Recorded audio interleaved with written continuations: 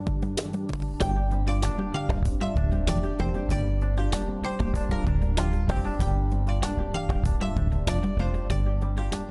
et messieurs, bonsoir. Il est 20h sur les antennes de la télé Futur Média. C'est parti pour le sommaire de ce journal. Idrissa Seck et Oumar Sarr au chevet de Khalifa Sall à Rebeuss. Le leader de Rewmi et le coordonnateur du PDS en ont profité pour tirer à boulet rouge sur le chef de l'État qui, selon eux, travaille à anéantir la démocratie au Sénégal. Week-end politique tendu et mouvementé au Sénégal. Plusieurs localités, à l'image de Sangalkam, ont connu la violence. Les populations sonnent l'alerte dans ce journal. Nos marchés deviennent de moins en moins sûrs. En témoigne la série d'incendies cette semaine. Au marché des HLM, les branchements clandestins sont indexés. La protection civile, de son côté, demande aux municipalités de mettre fin à l'anarchie. Et puis, l'invité du 20h, il s'agit de Daouda Fall, éditorialiste à Africa 24 et expert en questions économiques. Il sera avec Mamadou Ibra Kane. Voilà le sommaire de cette édition. Dans quelques instants, le développement.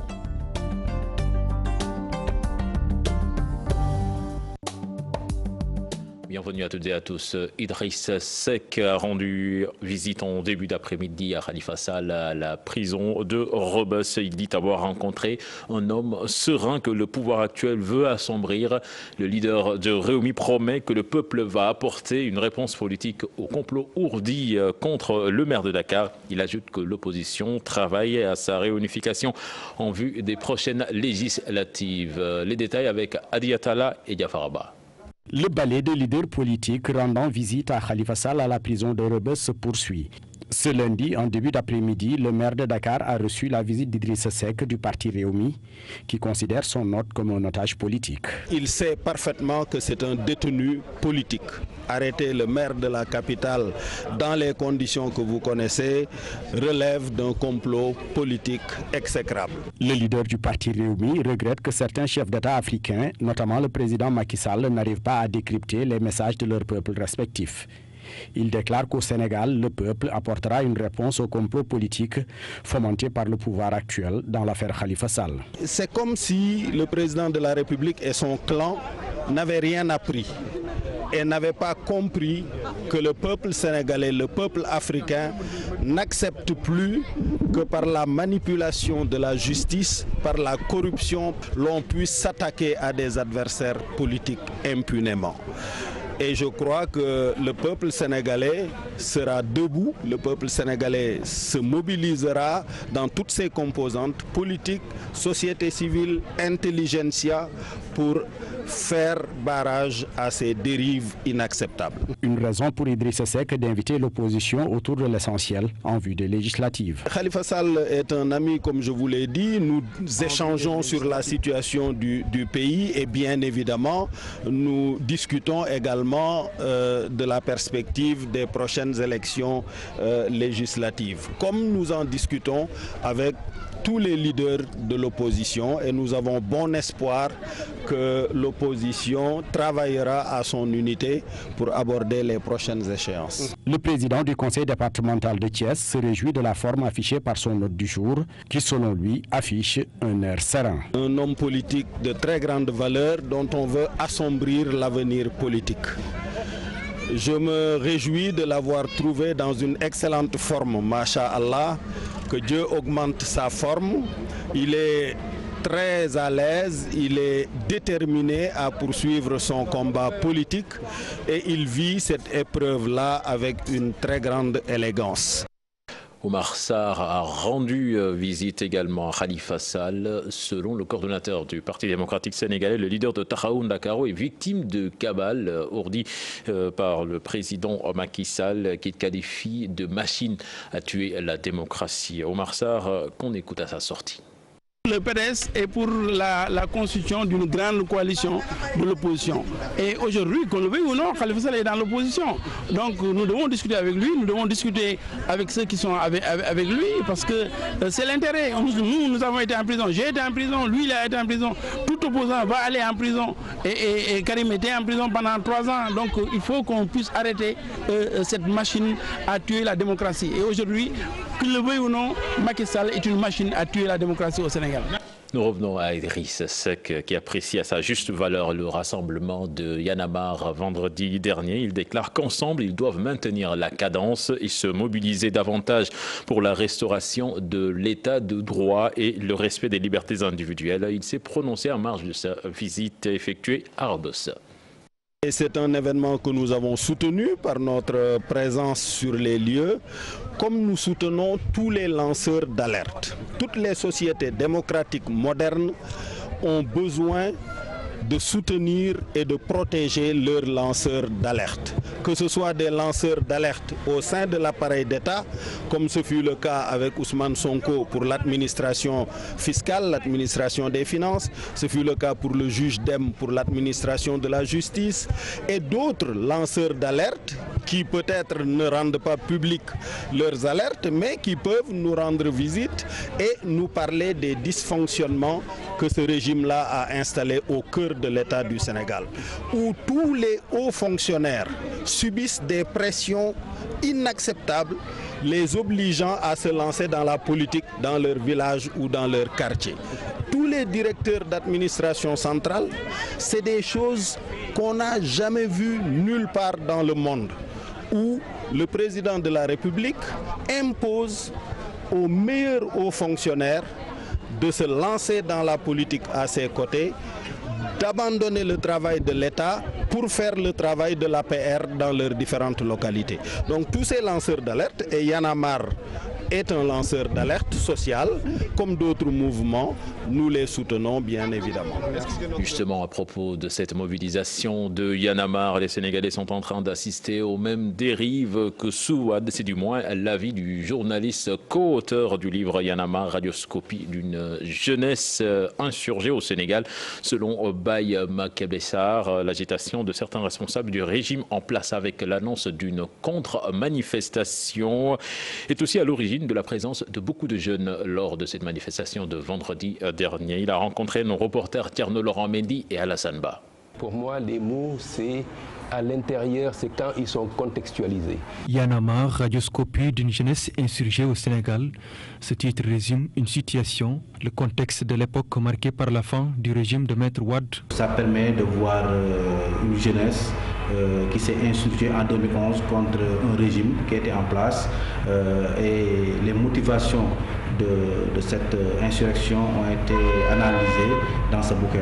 Parmi les motivations, on peut citer peut-être les coupures d'électricité, il y avait l'injustice sociale, il y avait un taux de chômage qui montait en flèche, il y avait également ce qu'on peut appeler des abus du pouvoir. Première mobilisation du mouvement contre le régime en place. Sommes-nous en train de vivre les mêmes dérives? Y'en a marre a réussi à mobiliser parce que les raisons qui avaient fait réussir la mobilisation en 2011 et en 2012 commencent à apparaître. Parce qu'en fait, il y a des gens, à tort ou à raison, qui estiment que sur le plan moral, il y a beaucoup de choses à dire avec le régime actuel. Ça ressemble un peu avec ce qu'on a combattu du temps d'Abdoulaye Wade. Et ce n'est pas bien. Quand les Sénégalais commencent à avoir cette perception, je pense que c'est un élément qui peut déclencher d'une certaine indignation. Et si Y'en a marre aujourd'hui a réussi à faire cette mobilisation, il y a ce facteur-là. Autre facteur, l'agitation de certains responsables du régime en place, une attitude qui a suscité la curiosité chez des populations. Il y a une très grande communication autour de la manifestation de Y'en a marre avec la volonté des gens du régime de vouloir faire une contre-manifestation. Je pense que c'est une initiative contre-productive qui fait qu'ils ont tenu en haleine l'opinion pendant une semaine, ce qui fait que les gens attendaient de voir ce qui allait se passer. Le reproche qu'on fait à Y'en a marre, c'est le reproche que le régime de Wade faisait à Y'en a marre. Parce que Y'en a marre s'est toujours positionné sur les revendications sociales. Je me rappelle, on soupçonnait Y'en a marre d'être financé par des hommes politiques. On avait même cité certains comme Moustapha Niasse qui était derrière, on a cité pas mal de personnes qui étaient derrière le mouvement Y'en a marre. Pour moi, je pense que ce que devrait faire le régime, c'est essayer d'écouter. Écouter Y'en a marre pour pouvoir décrypter le message. Toujours en politique, le mouvement des élèves et étudiants socialistes se fixe comme objectif la reconquête de Dakar après une division au sein de leur parti. Le MES en Assemblée générale en a profité pour évoquer les affaires Khalifa Sall et Bamba Fall. Pour ces jeunes socialistes, la justice est en train de faire son travail et que Ousmane Tanordien n'a pas le pouvoir d'instrumentaliser la justice. Je propose d'écouter Souleymane Faye, secrétaire général départemental du MES, des propos recueillis par Pape Faraning et Younous Diatta. Le Parti socialiste est divisé en partitions, surtout au niveau de son instance jeune. Nous essayons, de par la division du travail, à y jouer notre partition. On n'est pas collé ou identifié à une personne à qui nous concurrençons tous les partis du pays. Aujourd'hui, notre objectif, c'est d'imposer le mouvement des élèves étudiants socialistes, que ça soit une force réelle, captive, capable de discuter avec sa jeunesse, capable de discuter avec toutes les familles, à telle enseigne que toutes les familles puissent se retrouver dans notre idéologie et dans notre doctrine. Ce qu'il y a lieu de dire est que la justice est en train de faire son travail. Le parti a déjà sa position par rapport à cela et ça a été exprimé clairement lors du secrétariat exécutif passé. Ce qui est sûr est qu'aujourd'hui, aucun camarade ou bien un ancien camarade ou un camarade dans le maquis, en réalité, ne peut nous empêcher de dérouler notre plan stratégique qui est de mobiliser toute la jeunesse estudiantine du département de Dakar. Barthélémy Diaz du Parti socialiste de son côté était à Fass-Boye dans le département de Tivaouane pour un meeting. Il en a profité pour sensibiliser ses militants à aller s'inscrire massivement sur les listes électorales pour préparer les élections législatives. Il a par ailleurs annoncé que Khalifa Sall sera tête de liste lors de ses prochaines joutes électorales. Charanta Diop, c'est la tire pour plus de détails. Dire à la population ici présente de Fass-Boye que nous sommes venus leur apporter le salut de M. Khalifa Sall, maire de Dakar, candidat à l'élection présidentielle et otage politique.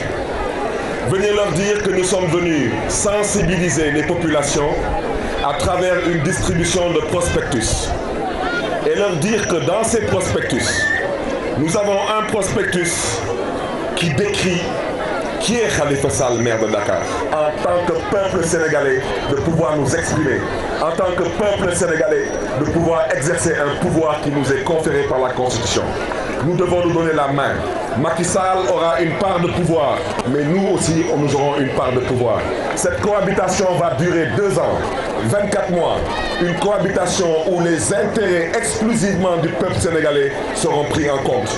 Parce que quand un président qui n'a jamais promis un train express régional, ni lors de sa campagne électorale, ni lors de ses tournées des conseils des ministres décentralisés, se permet pour des raisons politiciennes et électoralistes de financer aujourd'hui, sans l'aval de l'Assemblée nationale, un train de presque 600 milliards au détriment d'une radiothérapie, au détriment d'une éducation de qualité, au détriment d'une agriculture moderne, au détriment d'une pêche au service de son peuple et de ses travailleurs. Vous comprendrez aisément que cet homme aujourd'hui a besoin d'un contre-pouvoir. Et c'est la raison pour laquelle nous vous invitons aujourd'hui à vous inscrire massivement et à voter pour la liste. La liste que Khalifa Sall portera avec d'autres patriotes sénégalais. Le bureau politique de la Ligue démocratique va engager le parti à aller aux élections législatives avec la coalition Benno Bokk Yakaar. Cette coalition va leur permettre de rendre le parti plus visible et de le repositionner. Plus de détails avec nos reporters Aïssatou Paye et Ababakar Kamara. La Ligue démocratique ira aux élections législatives sous la bannière de la coalition Benno Bokk Yakaar. Après une large concertation et un vote, un bulletin secret, le parti de Mamadou Ndoye a tranché. Et s'agissant précisément de l'option stratégique qui doit porter la participation du parti à ces élections, le bureau politique de la Ligue démocratique, au terme d'un vote à bulletin secret, a décidé à la majorité qualifiée d'engager le parti d'aller aux élections législatives de 2017 sous la bannière de la coalition Benno Bokk Yakaar. Le bureau politique demande à toutes les militantes et à tous les militants du parti de tout mettre en œuvre pour le renforcement du parti et le triomphe des listes de la coalition Benno Bokk Yakaar. Pour une large victoire et un repositionnement du parti, un appel à l'unité. Le bureau politique, après en avoir délibéré, estime que les prochaines élections législatives doivent permettre de renforcer d'une part la visibilité, le repositionnement et le redéploiement du parti. Et d'autre part, le processus démocratique en cours dans le pays et la restauration de la crédibilité de l'Assemblée nationale. C'est pourquoi donc nous osons espérer que cet appel sera entendu et que l'ensemble de nos partenaires, nous-mêmes et l'ensemble de nos partenaires, chacun mesurera ses responsabilités et fera preuve de solidarité et d'esprit d'ouverture pour nous permettre d'avoir des listes consensuelles. L'affaire Khalifa Sall aussi a été évoquée, mais cette fois-ci, la Ligue démocratique se prononce par rapport à la prise d'opposition de Cherkey, toujours membre de la LD. C'est parfaitement normal. N'est-ce que même d'un point de vue humain, il était avec Khalifa Sall dans une coalition. Khalifa Sall traversant une épreuve, il est parfaitement normal que Cherkey puisse manifester sa solidarité. Il aurait été parfaitement normal qu'une Khoudiambaye Pentatien, d'un point de vue humain, puisse également manifester sa solidarité. Il y a un comportement à ce niveau-là. Mais Cherkey est responsable de la LD. À ce bureau politique, il a donné son point de vue sur l'option qu'il fallait prendre. Du 10 mars au 2 avril, le parti de Mamadou Ndoye a parcouru le Sénégal. Une large concertation pour redynamiser le parti. Le mouvement Vision Sangalkam n'a pu tenir sa conférence de presse du fait d'un groupe de jeunes qui a mis fin à la rencontre à coups de pompe fumigène. Une attitude que les responsables de ce mouvement dénoncent tout en s'insurgeant contre la gestion de l'équipe municipale. À la place donc de leur rencontre, ils ont fait une déclaration. À ce propos, je propose d'écouter Thierno Ousmane Gueye. Il est leur porte-parole, des propos recueillis par Ousseynou Thiam et Bira Diagne.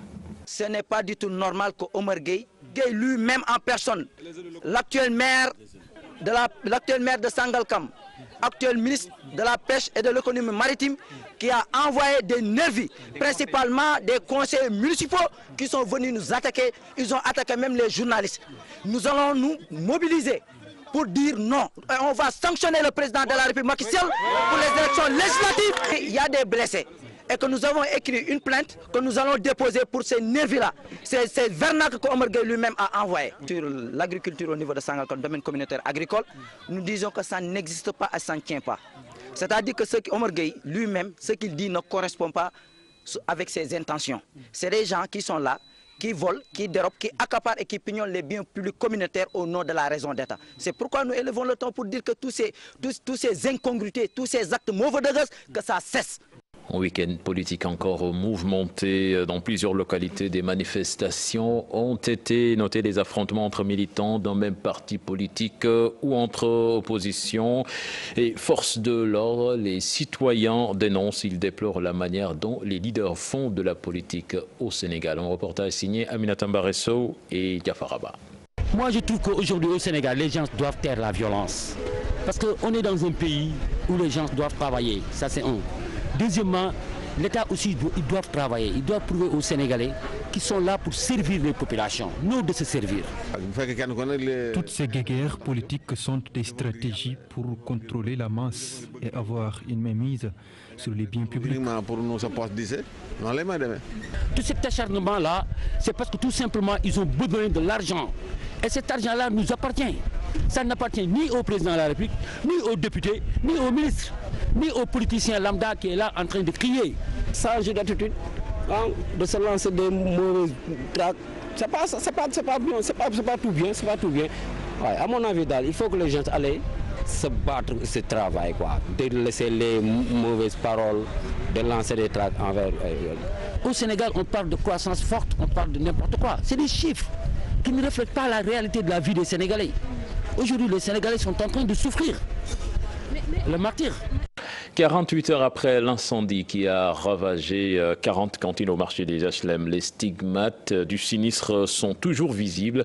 Les sinistrés estiment que les branchements anarchiques sont la cause de cet incendie. Ils veulent également des compteurs pour chaque cantine et des assurances également. Reportage signé Pape Faraning et Diafaraba. Des câbles électriques sur les toits des cantines, des branchements anarchiques par-ci, la promiscuité par là. Voici le décor qu'offre le marché HLM 48 heures après l'incendie qui a ravagé plus de 40 cantines. Marché bi nii la mel di marché benn amul espace yëpp xat. Courant lañu yaakaar ne moo ko lakk. Nous estimons que c'est un court-circuit qui a provoqué l'incendie, surtout les branchements anarchiques. Si. wax dëgg fa yàlla mën na ko indi. bokk naa ci ñu lakk am naa fi ñaari cantine yu taxawloo yi dafa lakk ba jeex dara génn ci. Bon, pratiquement il y a presque 44 cantines. Tout le monde pense que c'est un court-circuit parce que le moment où le feu s'est déclaré, bon, il n'y avait personne ici. Même s'ils sont conscients du danger, les commerçants établis au marché HLM déplorent l'attitude des autorités qui ont fermé les yeux face à cette anarchie. Parce que les gens veulent travailler et souvent pour accéder sur des compteurs ou bien c'est un peu difficile. Mais pour que le maire nous autorise à demander à Sénélec de venir nous poser des compteurs ici. Mais le processus est en cours. Mais malheureusement, entre-temps, le feu s'est déclaré. Autre constat, aucun de ces sinistrés ne se sont souscrits à une assurance. Nous n'avons pas d'assurance. Nous n'avons pas d'assurance malheureusement parce que les petits commerçants, souvent, ils ne pensent pas à ça. Et puis, leurs moyens ne leur permettent pas d'assurer leurs biens. Non, assurance. Non, nous n'avons pas d'assurance. Vraiment, je ne pensais pas à ça. L'incendie nous a surpris. Assurance? Non, les Sénégalais n'ont pas une culture d'assurance. Des dizaines de millions sont partis en fumée. Très affectés par cet incendie, les victimes comptent sur une aide des autorités pour redémarrer leurs activités dans de meilleures conditions. Justement, la recrudescence des incendies, particulièrement dans les marchés, inquiète. En une semaine, le feu s'est déclaré au marché des HLM à Dakar, au marché Zing de Kaolack et dans un foyer à Saint-Louis, occasionnant une perte en vie humaine. Le chef de la division études opérations à la direction de la protection civile demande au maire une meilleure implication dans la gestion des marchés, notamment l'occupation anarchique. Le commandant Ali Cissé, que je vous propose d'écouter, il est interrogé par Mambiram Diouf. Il y a une occupation anarchique, mais il y a un branchement clandestin. Un compteur qui est destiné pour une seule cantine se retrouve avec 10 ou 5 demandes. Ça ici, ça constitue un problème. Ce que nous avons remarqué, il y a aussi les allées. Les allées sont encombrées. Les allées qui devaient rester libérées 2 mètres au moins pour faciliter les accès ne sont pas respectées. La plus grande préoccupation pour les sapeurs-pompiers, c'est l'absence des bouches d'incendie, l'absence des moyens de secours, c'est-à-dire concernant les extincteurs ou bien des robinets d'incendie armés, mais surtout concernant les bouches d'incendie. Au niveau des marchés du Sénégal, nous avons remarqué que je dis 80% des marchés n'ont pas 3 ou 4 bouches d'incendie fonctionnelles. Celui qui a formulé une demande pour avoir de l'électricité. Si on se retrouve le lendemain après la visite de la commission qu'il y a 3 ou 4 branchements, normalement le maire devait prendre ses responsabilités, c'est-à-dire inviter les gens qui n'ont pas formulé leur demande à formuler une demande ou bien leur faire cesser ou bien leur récupérer leur cantine et les remettre à autre chose.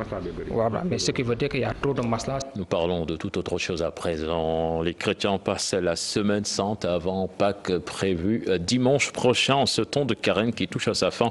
Les fidèles continuent de se remémorer la passion du Christ, un moment de dévotion pour vivre aussi dans la paix en communauté. Un reportage signé Mambiram Diouf et Molu Diop. Un temps de carême n'est jamais facile, mais cette période de pénitence, de jeûne et d'aumône est aussi mise à profit pour vivre sa foi.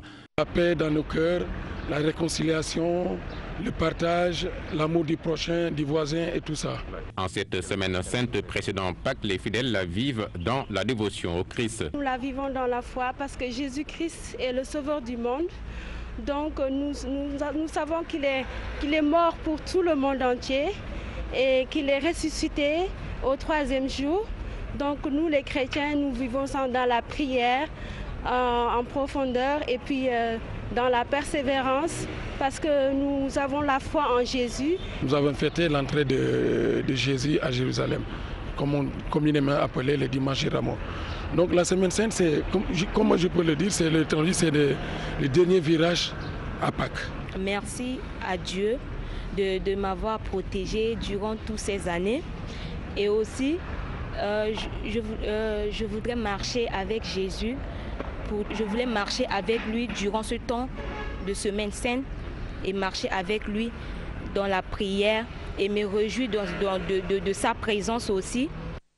Vivre ensemble dans la paix pour ne pas endurcir son cœur, ses paroles, ses fidèles en font une évite à tout un chacun. La Semaine Sainte célébrée dans la foi à quelques jours de Pâques en mémoire à la résurrection du Christ. Nous allons à Ziguinchor à présent, après avoir demandé et obtenu sur papier la construction d'un poste de santé d'une valeur de 60 millions de francs CFA. Les populations de Mahmouda, donc dans la région de Ziguinchor, attendent depuis 4 ans la pose de la première pierre de cette infrastructure sanitaire. Elles l'ont rappelé aux représentants de l'État en marge d'une manifestation religieuse organisée sur place. Les propos du porte-parole recueillis par Boubacar Diassi. Depuis 2 ans, depuis 2 ou 3 années maintenant, le Khalife a demandé à l'État d'offrir donc un poste de santé. Et d'ailleurs aujourd'hui, il faut dire que nous ne comprenons pas pourquoi il n'y a pas encore de première pose de pierre. Donc, et ça, avec un budget de 60 millions. Le budget est déjà là. Nous dépendons donc de Kabilin, de Djignaki et notre chef de district c'est Djouloulou. Donc nous dépendons de ça. Un village comme Mahmoud, un village religieux, je pense que nécessite donc d'avoir ceci. En tout cas, le Khalife a tout fait. Il a demandé à l'État et la réponse est parvenue. Et alhamdoulilah, on ne sait pas pourquoi, au niveau local, et au niveau donc de l'arrondissement de Kataba 1, je pense que s'il y a blocus ou s'il y a blocage, c'est à ce niveau. De son côté, la Croix-Rouge sénégalaise mène des activités de sensibilisation dans la région de Sédhiou après avoir constaté un taux très élevé de diarrhée, de malnutrition, mais aussi un taux très faible de planification familiale, estimé aux alentours de 17%, une situation due à des réalités socio-culturelles. Babacar Badiane, chef de service santé Croix-Rouge, s'en explique au micro de Salah Samb et Bakary Conté.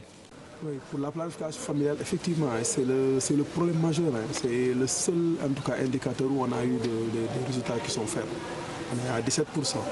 Mais 17%, c'est dire qu'au moins on est un peu au-dessus de la nationale. Ça veut dire que c'est dans le cadre de la sensibilisation. On a pu toucher la population. Ils vont s'inscrire, mais au moment de bénéficier de ces méthodes, les gens se retirent. Maintenant, ça c'est dû, comme vous l'avez dit, ça c'est dû à des facteurs socio-culturels. C'est une zone qui est très conservatrice, c'est une zone aussi qui est très religieuse. Moi je dis que la région de Sédhiou, c'est une zone qui est très très religieuse. Pour que la femme puisse accéder à certaines choses, il faut qu'il y ait l'autorisation de son mari. Donc tous ces facteurs font qu'il y a des obstacles. Mais néanmoins, avec des visites à domicile, on a pu surmonter, qui nous ont permis un peu de relever la barre. Mais nous sommes toujours dans ce sillage-là et nous comptons aussi continuer avec ces activités de sensibilisation. Aussi, c'est l'occasion de remercier la Croix-Rouge espagnole qui a mis ces fonds-là à disposition de la Croix-Rouge sénégalaise. 65 millions que la région de Sédhiou fait partie des régions où on a beaucoup de cas de diarrhée. Il y a des cas de diarrhée, même sanglants, qui ont été en tout cas répertoriés dans les bulletins épidémiologiques, surtout de 2015. Ensuite, la dernière, c'est la stratégie de recherche de pertes de vie dans le cadre de la tuberculose, du VIH-Sida, de la planification, mais aussi de la malnutrition. Et pour cette stratégie, on a eu beaucoup de résultats parce que ça nous a permis au moins de trouver 18 personnes qui ont en tout cas été perdues de vie et qui ont été insérées dans le système sanitaire. Et puis l'Institut panafricain pour la citoyenneté, les consommateurs et le développement pour une meilleure vulgarisation de la qualité du riz local. C'est ainsi qu'une étude entamée, effectuée à travers le pays, sera présentée le 15 avril prochain. Le but est de voir le degré de satisfaction du consommateur. Un sujet signé Mambiram Diouf et Diafaraba. Une dégustation pour apprécier le goût et la qualité du riz, plusieurs variétés, importées comme locales. On teste pour connaître les exigences du consommateur. On a mis 4 échantillons de riz local, dont 2 qui sont importés et 2 qui sont locales. Donc maintenant on a mis 2 variétés de riz importés, un non parfumé et un parfumé.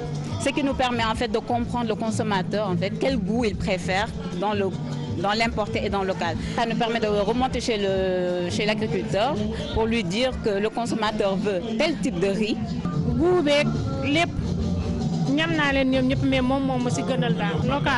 Pour le directeur exécutif de l'Institut panafricain pour la citoyenneté, les consommateurs et le développement, toutes les conditions sont réunies pour atteindre l'autosuffisance en riz cette année, rejoignant le ministre de l'Agriculture sur la nécessité de faire du riz local une gamme de premier choix. Des tests ont été faits par des structures comme l'ISRA qui ont montré effectivement que le riz importé, gardé dans des conditions qui ne sont pas toujours maîtrisées, la qualité de ces produits arrivés au Sénégal ou même conservés ici au Sénégal pourrait ne plus répondre à ce que nous en attendons sur le plan nutritionnel. Les visiteurs trouvent aussi d'autres produits locaux, preuve de l'expertise des femmes dans la transformation. On accompagne les unités à pouvoir les transformer en termes de marmelade, en termes de beignets, en termes de biscuits. Nous profitons des projets pour participer à des expositions. Sans cela, nous ne pouvons le faire. Ces produits que vous voyez là sont souvent exposés à l'extérieur via de bonnes volontés. Encore une semaine d'exposition avant le 16 avril, date de clôture. Les femmes transformatrices étalent leur savoir-faire au profit des consommateurs. Et puis nécrologie, l'animateur Claude Gueye décédé ce matin à l'hôpital Mame Abdou des Parcelles Assainies. L'homme a marqué les années 80. Claude Gueye, une grande voix de la radio, il a fait les beaux jours de Radio Sénégal. Il a été inhumé cet après-midi au cimetière musulman de Yoff. Paix à son âme. Et puis un mot de sport avant de finir. Après sa belle victoire éclair sur Ness, le lutteur Sathiès doit impérativement se mesurer à Boignan. C'est du moins l'avis d'Ibakan, chroniqueur de lutte à Sunoulambe. Pour lui, tous les amateurs réclament ce combat. Toutefois, le journaliste sportif estime également que Sathiès Yekini Junior pourrait être une très belle affiche. Je propose de l'écouter. Il est interrogé par Pape Farani. Barrage contre Boignan. Donc les amateurs dans leur ensemble précipitent le combat Sathiès-Boignan 2. Mais il y a un autre adversaire qui peut se dresser entre eux, c'est Yekini Junior. Moi je pense un combat Yekini Junior Sathiès, c'est un combat plausible. C'est un combat plausible. Il y a Yekini Junior, il reste sur 2 saisons blanches, il sort d'une victoire contre Moud Anta. Depuis lors, il n'a pas renoué son ngem. Moi je pense un combat Sathiès Yekini Junior c'est possible. Mais le combat que les amateurs précipitent en ce moment, c'est Sathiès contre Boignan 2. Combat bu neex diggante Ness ak ki nga xam ne moo nekk barrage contre. Voilà, Pape Faraning, c'est cet élément qui met fin à cette édition. Prochain rendez-vous pour l'information, ce sera à 0h avec le tout en images, mais en attendant, permanence avec Chérif qui est déjà en place pour le reste du programme. Chérif, bonsoir. Bonsoir, cher Tidiane, et merci beaucoup pour toutes ces informations. Tu es prêt peut-être pour Sathiès? Il a le vent en poupe. Ah non, je ne m'engage pas. Je le laisse pour Abdoulaye Diop, mon collègue de la radio Futur Média. Pourquoi pas. Merci beaucoup et rendez-vous demain pour le JT de 20h. Dans un instant, l'invité du 20h, Mamoun Ibra Kane, reçoit Daouda Tall, qui est un éditorialiste à la chaîne Africa 24.